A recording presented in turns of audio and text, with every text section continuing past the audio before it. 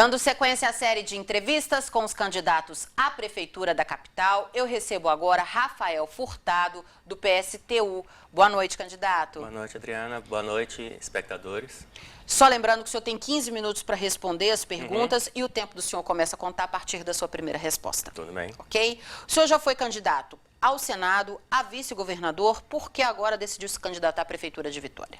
Então, o objetivo do PSTU ao lançar candidato sempre é divulgar o nosso programa, divulgar nossas propostas e ajudar a mobilizar a nossa classe frente aos desafios que estão colocados, que por sinal estão cada vez maiores. Então, a gente fez isso nesses outros momentos e continuei apresentando meu nome para essa tarefa.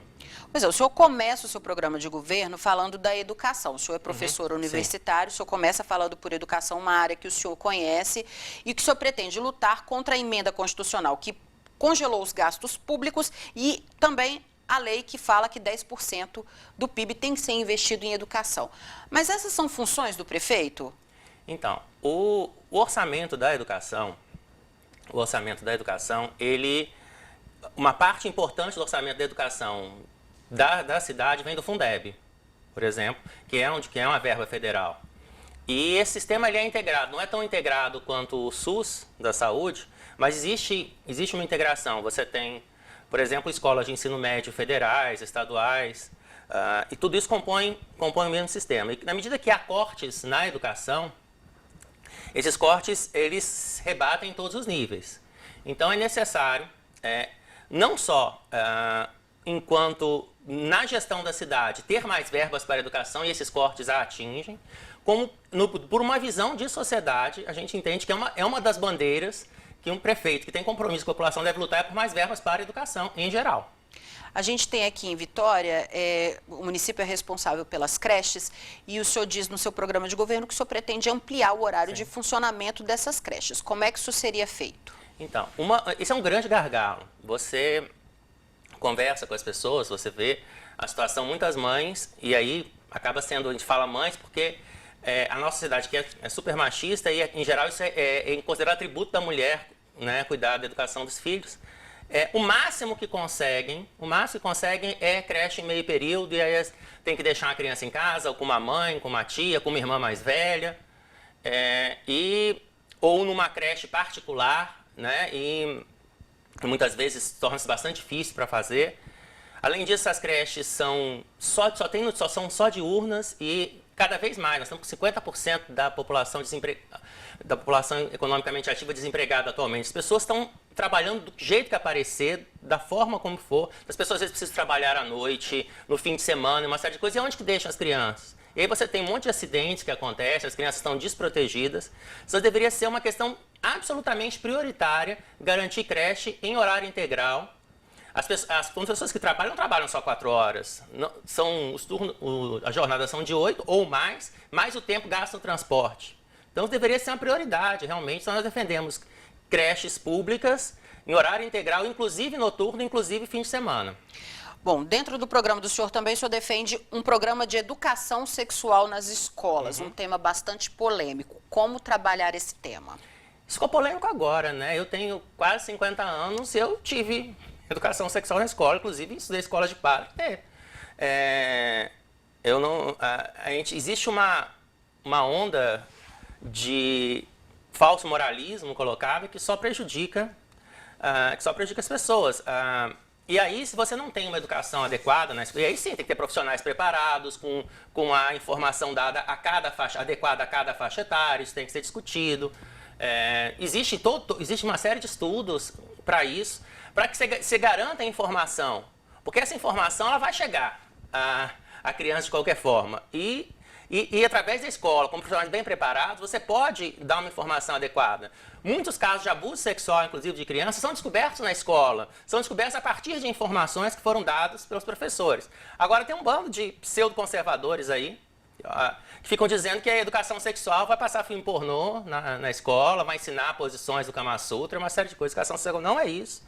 Faz parte.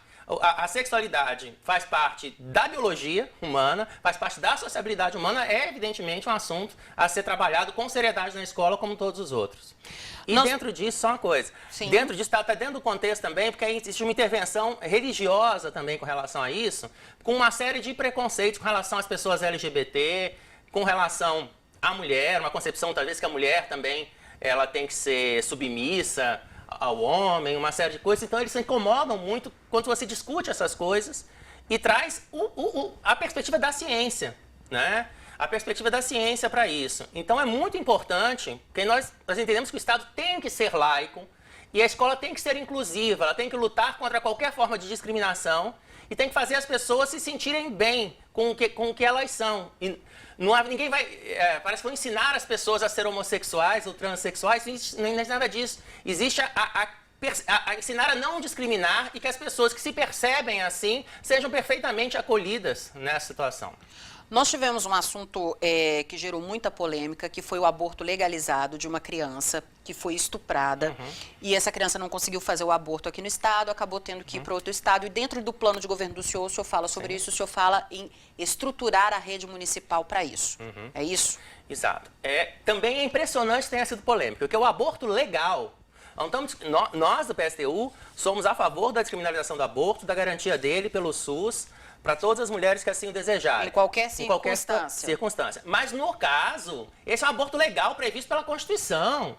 Quem em caso de estupro ou de risco de vida para a mulher, e o aborto seja garantido legalizadamente. Então não tem o menor cabimento ter polêmica em relação a isso. Uma criança de 10 anos não tem o corpo preparado para isso. Você tem uma criança que sofreu por anos de abuso sexual por parte de parentes, ao que parece foi um tio, foi um tio, né? Ela é da cidade onde eu trabalho, em São Mateus, né? Sou professor lá. Sofreu esse abuso, uma situação horrível de sofrimento da criança, que ela ainda é engravida, uma violência enorme para o seu corpo.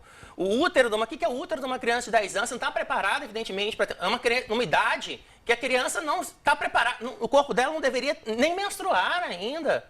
Então, correndo de fato riscos de vida, cobrindo todas as prerrogativas legais e criou-se um carnaval em cima, aumentou-se o sofrimento da menina. Houve uma delegação, inclusive, do governo federal, ligada a Damares, que foi na casa da menina querendo convencê-la, a família a não deixar fazer um aborto. Expuseram essa menina como que é? Sarah Winter. Expôs o nome da menina publicamente. Foi um show de horrores isso aí. Isso não cabe ser polêmico. Eu acho que isso é muito polêmico quando é com a filha dos outros, quando é com uma outra pessoa. Eu não acredito que ninguém nessa situação, desses que estão supostos defensores da moral, teriam essa atitude se tivesse acontecido isso na sua família.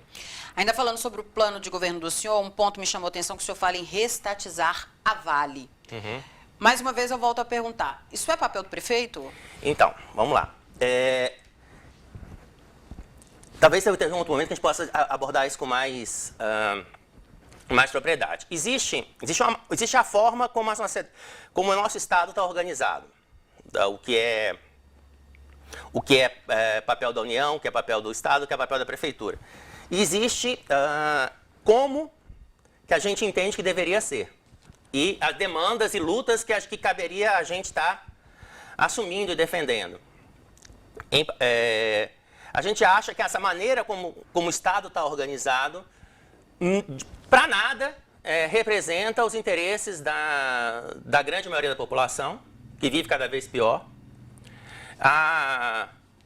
Então, a gente defende, inclusive, um modelo para a Prefeitura e para as instâncias baseado em conselhos populares, que as pessoas se organizem por bairros, por capacidade, por mandatos revogáveis, uma série de coisas. Então, a gente quer realmente reestruturar isso. Especificamente, a Vale do Rio Doce. Ela tem um peso extremamente importante, não é o prefeito que vai fazer isso, evidentemente, mas é uma bandeira. Ela tem um peso extremamente importante, não só sobre a economia de Vitória, sobre a influência política dela sobre Vitória, sobre o ar de Vitória, sobre a poluição de Vitória. Eu lutei muito contra a privatização da Vale no governo Fernando Henrique, mas depois, e eu que estou sempre no trânsito para o norte, depois que a Vale matou o Rio Doce, depois que a Vale matou centenas de pessoas em Brumadinho, não só ela já deveria ter sido automaticamente estatizada, como a diretoria dela inteira presa. Porque o que foi feito no Rio Doce não tem dinheiro que pague. Não tem dinheiro que pague. Inclusive, eu faço um chamado às pessoas de Vitória, do Espírito Santo que puderem assistir, tenham a experiência triste de passar pelo Rio Doce e vejam o estado que está o Rio, conversem com a população que vivia do Rio e vejam a situação em que ela está. Então, por tudo isso, não é admissível que essa empresa continue lucrando absurdamente, influenciando na política, no ar, numa série de coisas do Espírito Santo, com todos esses crimes nas costas, e como prefeito, nós achamos que temos que denunciar e lutar contra isso. Vou sortear agora 2 perguntas feitas pelos outros candidatos à Prefeitura de Vitória, com temas variados. Vamos ver aqui qual é a primeira pergunta para o senhor. A população de Vitória vem sofrendo com assaltos e arrombamentos e reclama da ausência da guarda nas ruas. Quais são as suas propostas para atuar no combate a esses crimes? Ok. A discussão de segurança é uma discussão que tem que ser pensada dentro de um contexto mais amplo. Nós estamos hoje, repito, como eu já falei aqui, com 50% da população ativa desempregada. Nós tivemos uma queda de aproximadamente 10% do produto interno bruto no último trimestre. Num cenário de recessão mundial, onde o Brasil está especialmente ruim em relação a isso. Então, não dá para desconsiderar esse cenário, um cenário de absurda crise econômica, com metade da população desempregada, desses setores, muitos em subempregos, né, como entregadores, uma série de coisas, ganhando um valor absolutamente ínfimo. E isso, evidentemente, leva... essa situação leva pessoas a uma situação de crime, uma série de coisas. Também é um elemento que não pode ser dispersado disso, né? Não estamos numa economia pujante, as pessoas a pleno emprego, uma série de coisas. Então, tem que ser discutido também maneiras, não vou responder essa pergunta, de gerar empregos, de mudar a situação, de garantir atendimento do Estado às pessoas. A questão no funcionamento da polícia, a gente tem que ter uma polícia, porque essa é uma pergunta, lógico, eu já fui assaltado algumas vezes e é uma experiência bastante ruim, mas essa é uma pergunta que tem um viés muito classe média, na maneira como é feita. A gente tem que entender o conjunto da polícia, a função da polícia. Nós temos a polícia militar, temos a polícia civil, temos a guarda municipal, que atuam em geral não tão bem relacionadas. E qual o modelo de policiamento, né? A gente entende que a polícia ela tem que ser, inclusive a guarda municipal, que está sob responsabilidade, mas também no contexto, a gente acha que, por exemplo, não deveria haver uma polícia militarizada, como a militar, todas deveriam civis, como a GCM, a Guarda Civil Municipal, e com uma outra formação mais humanizada e que interagisse mais diretamente com a população, que a população pudesse controlar a ação dessa polícia. Que os guardas, que tem que haver concurso para a GCM, tem que ser valorizados esses profissionais, tem que ter condições de segurança, tem que ter apoio psicológico, porque o que a gente percebe também que entre os policiais, eles tem um índice de suicídio muito alto, de um sofrimento mental muito grande. A gente acha que os guardas deveriam atuar no bairro que eles moram e serem controlados por conselhos da população, porque quando a gente fala... E toda essa relação de como você vai discutir a criminalidade, essas coisas, estaria dentro desse contexto. Porque você pega, em certos locais, a polícia é vista pela população como inimiga. E isso tem razão pela forma como a polícia é propriamente treinada. A gente recentemente teve uma notícia de que a polícia entrou no bairro do Alagoano, no Morro do Alagoano, atirando, feriu pessoas, uma série de coisas. E a justificativa está havendo uma aglomeração. E nós estamos lutando contra a pandemia. Eu gostaria de saber se há uma atitude semelhante no Triângulo das Bermudas ou na Rua da Lama, onde a aglomeração é constante. Então, essa maneira de lidar também tem que ser repensada. A gente tem que ter um outro tipo de polícia, muito mais próxima da população, que isso vai responder às demandas da população. Candidato, a segunda pergunta, só lembrando que agora o senhor tem 1 minuto e meio, então eu peço ao senhor para ser breve, para dar tempo de responder a pergunta. Quais escolas o senhor vai construir durante o seu período como prefeito aqui na capital? Quais? Ou se vai construir? Então, a discussão da educação, como eu falei, a discussão da educação, é necessário primeiro construir creches, né? Ampliar as creches, garantir o horário. É necessário valorizar os profissionais da educação e melhorar as condições das escolas. Existe um debate com relação a se as escolas devem ser de tempo integral ou não. Não dá tempo para discutir. E tem que ter uma política com relação a isso, não é em todos os casos, e não dá para ser simplesmente para depositar as pessoas na escola com relação a isso. A gente tem que pensar em aparelhar as escolas, elas serem cada vez mais inclusivas, inclusive para as pessoas com deficiência. A gente tem portarias agora querendo excluir, né, segregar. Agora, a questão de construir mais escolas ou não, isso é o tipo da questão que a gente entende que deveria ser discutido nos conselhos populares que a gente quer criar, a população estabelecer como prioridades. A gente tem que melhorar as escolas que existem, a gente tem que construir, sem dúvida, creches muito mais próximas do local de moradia, mas se é necessário ou não construir mais escolas municipais, é um debate a ser feito nos conselhos populares pela população. Candidato Rafael Furtado, muito obrigada pela sua presença aqui na Record News. Eu que agradeço, e o meu recado à população é procure conhecer mais nossas propostas.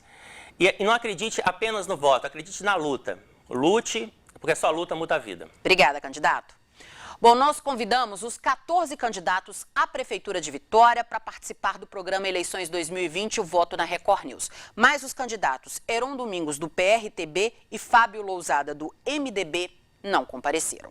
A gente vai agora para um rápido intervalo e, na volta, eu converso com outro candidato à Prefeitura da nossa capital.